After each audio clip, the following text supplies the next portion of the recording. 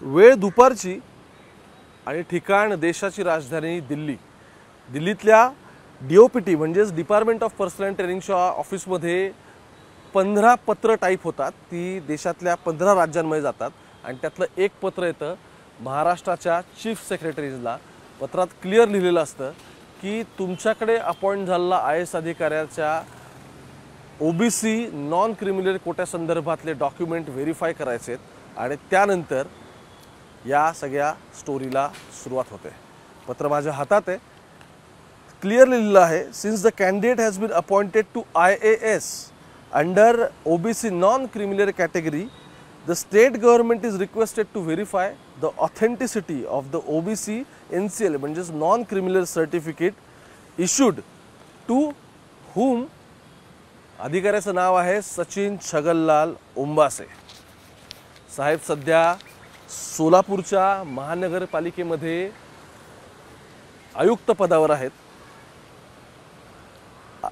ज्या क्षणी ते IAS झाले त्यावेळी त्यांनी फ्रॉड डॉक्युमेंट सबमिट केल्याचे काही महत्त्वाचे पुरावे आता माझ्या हाती सुद्धा आहेत।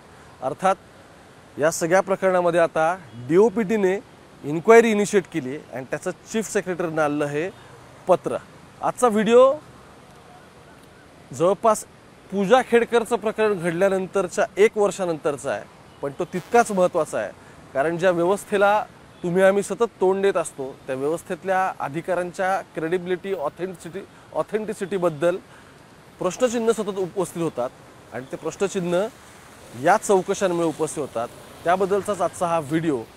2-3 महत्त्वाच्या प्रश्नांची उत्तरं शोधायची आहेत। ते म्हणजे ओंबासे यांनी याआधी ओपन कॅटेगरीमधून अटेम्प्ट दिले होते तरी सुद्धा ते OBC मध्ये त्यांचे इकडचे अटेम्प्ट संपल्यानंतर त्यांनी OBC सर्टिफिकेट कसं मिळवलं, त्यातही त्यांचे वडील जर चांगल्या पदावर कार्यरत होते तर ते नॉन क्रिमिनल नक्की कशा पद्धतीने त्यांनी या सगळ्याचे अटेम्प्ट दिले आणि IRS त्यानंतर IPS हे सगळे वेगवेगळ्या पोस्ट लागल्यानंतर त्यातल्या काही पोस्ट त्यांनी IRSची पोस्ट त्यांनी घेतलेली होती। त्यानंतर IAS पदासाठीचा त्यांनी एक एक्स्टर्नल अटेम्प्ट नक्की कसा काय दिला आणि त्याच्या जाऊन आणखी पुढे शेवटचा सगळ्यातला प्रश्न म्हणजे इतकं सगळं सुरू असताना सुद्धा ओंबासे यांची चौकशी इनिशिएट झालेली आहे आणि ती चौकशी नक्की कोणत्या ग्राउंडवर इनिशिएट झाली आहे, त्याचे नक्की पुरावे काय ग्राह्य धरले दिलेत आणि ओंबासे यांनी जर ज्याला आपल्या बोलीभाषेत आपण जुगाड असा शब्द म्हणतो तो जुगाड जर केला असेल तर तो कोणत्या ग्राउंडवरती केला आहे, या सगळ्या प्रश्नांची उत्तरं आजच्या कागदपत्रांमधून। नमस्कार, मी ओमकार आणि मुंबई तकमध्ये तुमच्या सगळ्यांचं स्वागत। स्टोरीची सुरुवात होते 2009 पासून। थोडं सिक्वेन्सने आपण पुढे जाऊ आणि त्यानंतर या सगळ्यामध्ये एक एक पात्र इंट्रोड्यूस होतील। त्यामध्ये ओंबासेंचे वडील ज्या रयत शिक्षण संस्थेमध्ये होते तिथे त्यांना किती पगार होता इथपासून आपण वेगवेगळ्या सगळ्या गोष्टी बोलू। सुरुवात होते 2009 पासून। 2009ला ओंबासे यांचा पहिला अटेम्प्ट आहे आणि हा अटेम्प्ट दिल्यानंतर ते परत 2010ला आणखी एक अटेम्प्ट देतात। आता 2010ला त्यांनी अटेम्प्ट दिल्यानंतर असं क्लिअर दिसतं की 2009ला ते पहिल्यांदा जनरल कॅटेगरीतून बसलेले असतात, म्हणजे जनरल जी सगळ्यांसाठी कॅटेगरी असते ज्याला आपण ओपनही म्हणू शकतो। जनरल कॅटेगरीतून 2009ला ते अटेम्प्ट देतात UPSCचा पहिला। त्यानंतर 2010चा दुसरा अटेम्प्ट त्यांचा असतो। दुसरा अटेम्प्ट ते परत ओपन जनरल कॅटेगरीतून देतात आणि त्यामध्ये त्यांना IRS हे पोस्ट लागते। IRS पोस्ट घेतात सुद्धा 2010ची। आता समजून घ्या या सगळ्यामध्ये दुसरा अटेम्प्ट त्यांचा 2010चा आहे। दुसरा अटेम्प्टमध्ये त्यांना 288 रँक मिळालेला असतो आणि यावेळी त्यांना IRS रँक मिळतो। त्यानंतर तिसरा अटेम्प्ट त्यांचा 2011 मध्ये असतो। 2011 मध्ये त्यांना परत 410वा रँक मिळतो। मी तुम्हाला रँक्स यासाठी सांगतोय की व्हिडिओच्या शेवटी सुरुवातीच्या रँक्सपासून जो काही संपूर्ण यामध्ये गफला आलेला आहे त्यावरती प्रश्न उपस्थित करायला जागा आहे, म्हणून समजून घ्या। 2011 मध्ये परत जनरल कॅटेगरीतून ते येतात, त्यांचा 410वा नंबर त्या रँक लागतो आणि त्यांना IAS कॅडर मिळत नाही। चौथा प्रयत्न 2013ला असतो, त्यावेळी UPSCच्या ओपनमध्ये साधारण 4 अटेम्प्ट ओपनमध्ये दिले जायचे आणि OBC वाल्यांना 7 अटेम्प्ट त्यावेळी होते। त्यानंतर त्यांचा पुढचा अटेम्प्ट येतो 2013ला, त्यावेळी ते जनरल कॅटेगरीतून जातात, रँक येतो 215वा।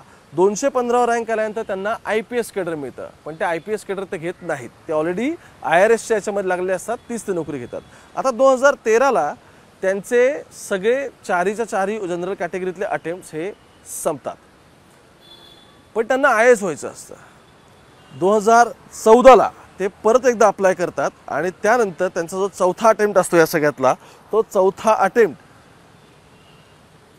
हा ते OBC नॉन क्रिमिलियरमधून देतात. याच्याही त्यांनी सगळे अटेम्प्ट ओपन म्हणून दिलेले असतात. त्यानंतर ते OBCचं सर्टिफिकेट आणतात आणि OBC सर्टिफिकेट देऊन त्यातून ते आणखी चौथा अटेम्प्ट देतात.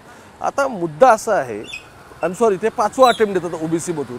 OBCमधून पाचवा अटेम्प्ट दिल्यानंतर एक गोष्ट दिसते, ते म्हणजे त्यांना परत एकदा IAS केडर लागतं आणि ते त्यांच्या रँकनुसारच लागतं. आता त्यावेळी जर आपण बघितलं तर पाचव्या प्रयत्नात त्यांना 164 हा रँक मिळालेला असतो आणि 164 रँक त्यांना OBCमधून 2014ला मिळून जातो. त्यात ते IAS होतात, महाराष्ट्राचं केडर मिळतं. 2015 पासून साहेब सेवेमध्ये येतात आणि सेवेमध्ये आल्यानंतर काही वर्षांनी दिसतं की 4 अटेम्प्ट ओपन कॅटेगरीतले पूर्ण झालेले असताना सुद्धा फक्त IAS रँकिंग न मिळाल्यामुळे OBC आणि त्यातूनही नॉन क्रिमिलियर सर्टिफिकेट नक्की कसं तयार होतं आणि त्या बेसिसवरती ओंबासेंना IAS ते होतात 164 हा त्यांचा त्यावेळेचा रँक असतो. आता 2-3 गोष्टी याच्यामध्ये समजून घेतल्या पाहिजेत. मी या सुरुवातीला ज्या पत्राचा उल्लेख केला होता ते हे पत्र, ज्या पत्रामधून ही सगळी चौकशी इनिशिएट झाली. दुसरं सगळ्यात महत्त्वाचं आपण समजून घेतलं पाहिजे की ही आहे 2010ची माझ्याकडे लिस्ट. 2009चा यांचा पहिला अटेम्प्ट होता. 10ला त्यांचा जनरल कॅटेगरीतून हा संपूर्ण अटेम्प्ट दिसतोय. 225 त्यांचा रँक आहे या सगळ्यामध्ये आणि 228 माफ करा रँक आहे त्यांचा या सगळ्यामध्ये. त्यानंतर पुढचा अटेम्प्ट आणखी त्यांचा दिसतोय, त्याच्यामध्ये त्यांचा 215 रँक आहे. जेव्हा ते IPS झालं ते मी तुम्हाला सांगितलं तेव्हाही ते जनरल कॅटेगरीतून झालेले होते आणि 2014ला मात्र OBCतून ते IAS झाले. आता हे डॉक्युमेंट्स मी यासाठी आणलेले आहेत की ओपनमधून जर तुम्ही 4 अटेम्प्ट दिले असतील तर त्यानंतर तुम्हाला OBC कोट्याचा लाभ घेण्याचा काहीच तुम्हाला अलाउड नसतं आणि त्यामुळे तुम्ही 4 अटेम्प्ट पूर्ण त्यामधून दिले, ओपनमधून दिले असतील तर तुमचं ओपनचं अटेम्प्ट पूर्ण संपलेत हे क्लिअर होऊन जातं. तिथून ओंबासे OBC नॉन क्रिमिलियरचं सर्टिफिकेट तयार करतात. आता नॉन क्रिमिलियरचा विचार परत एकदा केला गेला पाहिजे. त्याचं कारण असं आहे, ओंबासेंचे वडील हे रयत शिक्षण संस्थेच्या साताऱ्यातल्या ठिकाणी प्राध्यापक म्हणून काम करत होते. कायदा काय सांगतो जो मी आत्ता आणलेला आहे की एक्झॅक्टली OBC नॉन क्रिमिलियरचं काय सांगतं की आई वडील यांना नोकरी किंवा शेतजमिनीपासून जर त्यांचं कोणतं वगळून वेगळं कोणतं उत्पन्न असेल तर त्याच्यापासून किंवा इतर उत्पन्नाद्वारे त्यांना जे प्राप्त होणारं इन्कम असेल ते स्वतंत्ररित्या मागील सलग 3 वर्ष 4.50 म्हणजे 4.5 लाख किंवा त्यापेक्षा कमी असावं तरच नॉन क्रिमिलियरचा तुम्हाला फायदा घेता येतो. हे ज्यावेळी ओंबासे पासआउट झाले तेव्हाचे मी तुम्हाला नियम सांगतो. आता नियमांमध्ये काही बदल झालेले असतील. पण जर 2014ला ओंबासेंचा अटेम्प्ट आहे जे तो नॉन क्रिमिलियर म्हणून देत आहेत ते पासआउट होऊन IAS होत आहेत तर त्यांना मागच्या 3 सलग वर्षांचं त्यांचं सर्टिफिकेट मागितलं जाणार फायनान्शियल स्टेटसचं. याचा अर्थ 2011च्या फायनान्शियल इयर आपण एप्रिल असं धरू. 2011च्या एप्रिलपासून ते 2014च्या मार्च महिन्यापर्यंत 2011, 2012, 2013 अशी 3 सर्टिफिकेट झाली. 3 फायनान्शियल इयर्सची वेगवेगळी त्यांना सर्टिफिकेट द्यायला लागणार होती. ती सगळी सर्टिफिकेटसुद्धा फेक बनवून घेण्यात आलेत की काय असा प्रश्न हे जे याचिकाकर्ते या सगळ्यातले आहेत सुभेदार यांनी उपस्थित केला. आणि त्याचं कारण असं आहे की त्यांच्या माहितीनुसार ओंबासेंचे जे वडील जे रयत शिक्षण संस्थेमध्ये प्राध्यापक म्हणून काम करत होते त्यांचा त्याच पगार जवळपास 1 लाखाच्या घरात होता. याचा अर्थ इयरली पॅकेज त्यांचं 12 लाखापर्यंत जात होतं. असं असताना सुद्धा वडिलांचं उत्पन्न 4.5 लाखांपेक्षा कमी दाखवण्यात आलं आणि फक्त OBCत नाही तर नॉन क्रिमिलियरचा फायदा सुद्धा ओंबासे यांनी स्वतःला करून घेतला. आता या नियमामध्ये ही गोष्ट क्लिअर झालेली आहे की नक्की किती नॉन क्रिमिलियरसाठी गोष्टी लागतात. ठीक आहे. आता आणखी एक महत्त्वाचं याच्यामध्ये असं म्हणणं आहे की उन्नत व प्रगत गटाने क्रिमिलियर समजामध्ये मोडत नसेल तर नॉन क्रिमिलियरचे प्रमाणपत्र देताना संबंधित उमेदवाराच्या आई किंवा वडील यांनी किंवा दोघांचेही सलग 3 वर्षांचं इतर मार्गांनी होणारं उत्पन्न शेत जमिनीपासून जे होईल ते वगळून ते जे उत्पन्न असेल ते 4.5 लाखापेक्षा कमी पाहिजे असं या सगळ्यामध्ये म्हटलेलं आहे. आता जर ते उत्पन्न कमी पाहिजे तर ओंबासेंच्या वडिलांचं उत्पन्न त्यावेळेचं किती होतं जेव्हा माहिती अधिकारात विचारण्यात आलं ते माहिती अधिकारामध्ये सुद्धा कसा कार्यक्रम केला बघा की उत्पन्नाच्या दाखल्यांची मुदत ही 1 वर्षाची असल्याचं आढळून येत नाही आणि त्यामुळे सदरचं नॉन क्रिमिलियर हे सेतू अभिलेख कक्षामध्ये शोधलं, ते शोधलं असता त्या कार्यालयात सापडत नाहीये असं हे महसूल वन विभागाने RTI मध्ये माहिती दिली आहे. आणि त्यांनी म्हटलं आहे या उत्तरावर तरी तुम्ही समाधानी नसाल तर मग तुम्ही 30 दिवसामध्ये पुढे अपील करा. आता हे ज्या कोणी व्यक्तीने या सगळ्या ABC व्यक्तीने हा सगळा RTI टाकलाय त्या RTI मध्ये हे क्लिअर दिसतंय. आता छगनलाल ओंबासेंचं उत्पन्नचा मूळ मुद्दा आहे ज्या बेसिसवरती स्वतः सचिन ओंबासे हे IAS झाले, ते पण OBC नॉन क्रिमिनलवरून ऑलरेडी ओपनचे अटेम्प्ट संपलेले असताना. शेवटचा या सगळ्यातला मुद्दा तो अत्यंत महत्त्वाचा.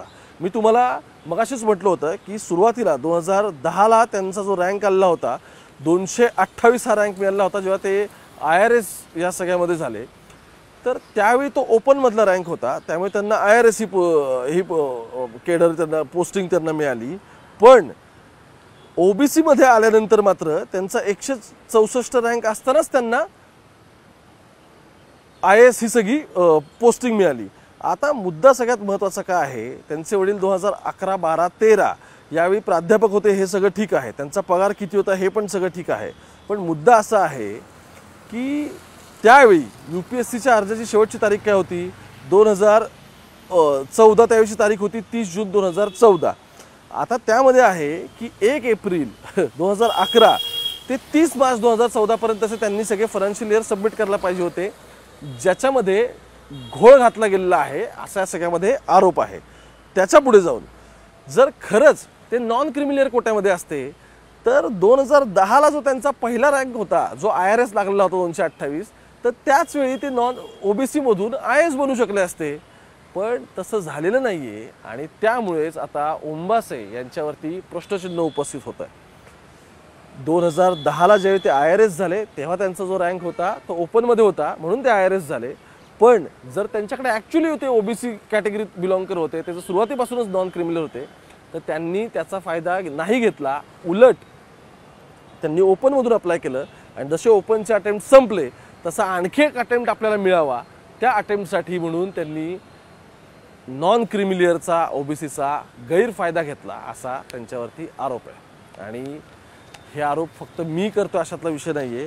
तर जे मी तुम्हाला लेटर दाखवलं की DOPTने लेटर लिहिलं आहे, कोणाला लिहिलं आहे तर राज्याच्या मुख्य सचिवांना हे लेटर आहे, चीफ सेक्रेटरीजला, आणि त्यांच्या सर्टिफिकेटचं स्क्रुटिनी करावी, ते व्हेरीफाय करावे आणि ते केंद्राला पाठवून द्यावे असं यामध्ये क्लिअर लिहिलेलं आहे. जी व्यक्ती सुरुवातीलाच OBC मधून फायदा घेऊन त्याचं जर हे बनू शकत होती IAS, तर त्या व्यक्तीने सुरुवातीला सगळे अटेम्प्ट युटिलाइज केले. अटेम्प्ट संपल्याचं कळल्यानंतर मात्र त्याने सर्टिफिकेट आणलं, NCL नॉन क्रिमिनल कसं हे दाखवण्याचा प्रयत्न केला आणि त्यातून ही खुर्ची मिळवली. आजचा व्हिडिओ तुमच्यापर्यंत पोहोचवण्याचं हेच कारण होतं जे मी तुम्हाला सुरुवातीला सांगितलं की व्यवस्थेमध्ये असे बरेच जण बसलेत की जे तिथे बसायला पात्र आहेत की नाही याबद्दल सर्वसामान्य माणसांनाही प्रश्न पडू शकतात. माणूस ओपन कॅटेगरीतून अभ्यास करून IRS झाला, त्यानंतर तो IPS पण झालेला आहे, संबंधित व्यक्ती त्यानंतर IASही झाली. मला त्यांच्या हुशारीवरती किंवा त्यांच्या क्लेव्हरनेसवरती मला प्रश्न नाही आहे. मला प्रश्न त्यांनी गैरफायदा घेऊन ते इथपर्यंत पोहोचलेत का हा माझा मूळ प्रश्न आहे. मुंबई तक बघत राहा. कॅमेरा पर्सन गोपाळसोबत मी ओमकार, पुण्यावरून.